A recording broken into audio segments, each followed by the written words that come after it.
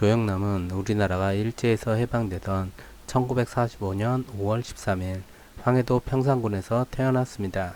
조영남과 그의 가족은 1951년 6.25 전쟁이 한창이던 시기에 압록강까지 진격했던 국군과 연합군이 중공군의 인해 전술로 일사후퇴를 할 때 미국 군함을 타고 충청남도 예산군 삽교면으로 내려옵니다. 어려서부터 음악적 소질을 타고난 조영남은 용문고등학교를 졸업하고 한양대학교 성악과에 입학했습니다. 그러나 조영남은 2년을 채 다니지 못하고 자퇴를 하게 되는데, 조영남의 유명한 여성 편력을 알 수 있는 자퇴를 하게 된 일화를 나중에 방송에서 공개합니다. 당시에 조영남은 한양대학교에 전액 장학생으로 입학했는데, 대학교 2학년 때 약혼자가 있는 1학년 여자 신입생과 눈이 맞아 연애를 했다고 합니다. 이 일로 학교에 소문이 퍼졌고, 나중에는 그 여자와 약혼한 남자도 이 사실을 알게 돼 학교로 찾아오는 일까지 벌어져 더 이상 학교에 다닐 수 없어 어쩔 수 없이 자퇴를 했다고 고백합니다. 이후 다시 공부해서 1964년에 서울대학교 성악과에 입학합니다. 조영남은 서울대에 입학 후 세시봉, 오비스 캐빈 등 캠퍼스 가수로 명성을 얻었으며, 등록금을 벌기 위해 미 8군에서 아르바이트식으로 팝송 노래를 부르기도 했는데, 당시에는 아르바이트 수입이 너무 좋아 상업 노래에 눈을 뜨게 되었고, 본격적인 상업 노래를 부르기 위해서는 더 이상 학교를 다니는 건 무의미하다고 판단해 1968년 서울대학교 성악과도 자퇴하게 됩니다. 이후 2000년대에 들어 서울대 측에서는 조영남에게 서울대 명예 졸업장을 수여했습니다. 조영남은 1969년 영국 가수 톰 존스가 발표해 영국 싱글 차트 2위까지 오른 딜라일라를 번안한 곡을 내놓으며 정식 가수로 데뷔합니다. 데뷔 후 조영남은 곧바로 큰 인기를 얻습니다. 조영남은 세시봉 활동 때 김 시스터즈 내한 공연에 초청되어 노래를 부른 적이 있는데, 이때 신고산 타령을 당시 서울 와우 아파트 붕괴 사건을 빗대어 신고산이 우르르르르 와우 아파트 무너지는 소리에 라고 개사해 불렀으며, 이로 인해 큰 봉변을 당할 뻔했지만 다행히 당시에 친하게 지내던 정태철의 어머니인 최초의 여성 변호사였던 이태영 변호사가 뒤를 봐준 덕분에 군입대를 하는 것으로 사건을 마무리 짓습니다. 억지로 끌려간 군대지만 서울대라는 메리트와 데뷔 이후의 가수로서의 인기 때문인지 군대는 무척 편하게 생활했다고 합니다. 조영남은 당시에 백이 없으면 일반 병사는 근무할 수 없다는 육군본부에서 근무했으며, 가장 힘들다는 훈련소 시절도 중대장이 서울대학교 동기여서 매우 편하게 보냈다고 합니다. 이후 조영남은 1975년 윤여정과 결혼해서 두 아들을 낳고 1987년 이혼합니다.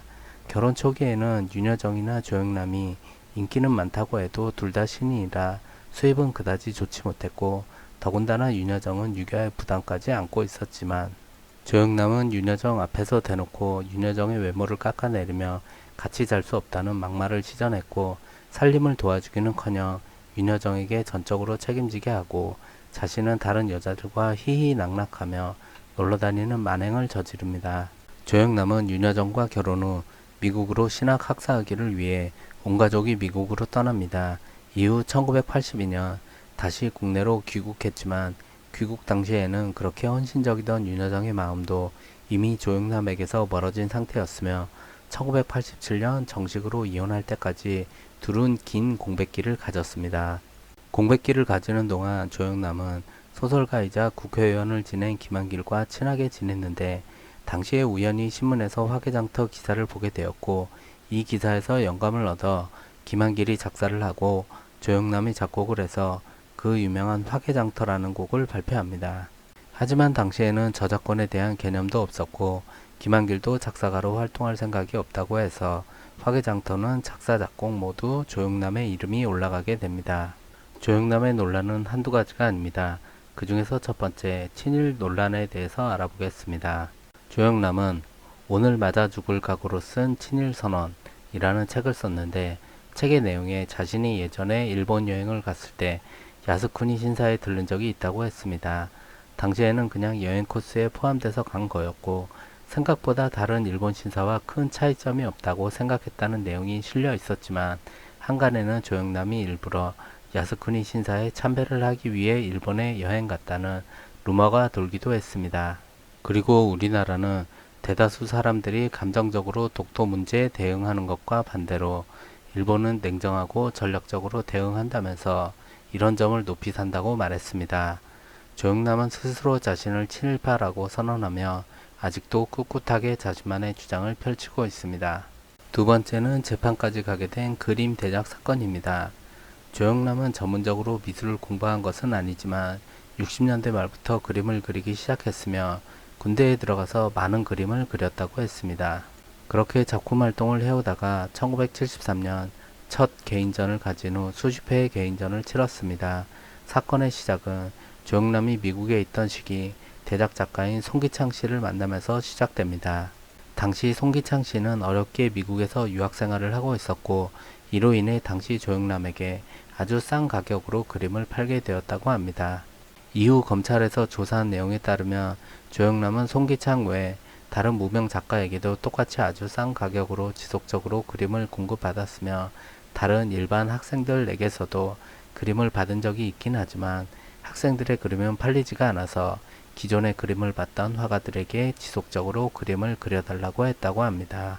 화가들의 그림은 비싼 금액으로 팔려나갔고 정작 조영남은 자신이 직접 그림을 그리지 않고 스스로는 이 작품들을 팝아트라고 부르며 대작도 미술계의 오래된 관행 중 하나일 뿐이라는 얘기를 했으며 마지막에 자신이 붓터치를 하고 사인을 했으니 자기 그림이라고까지 주장합니다.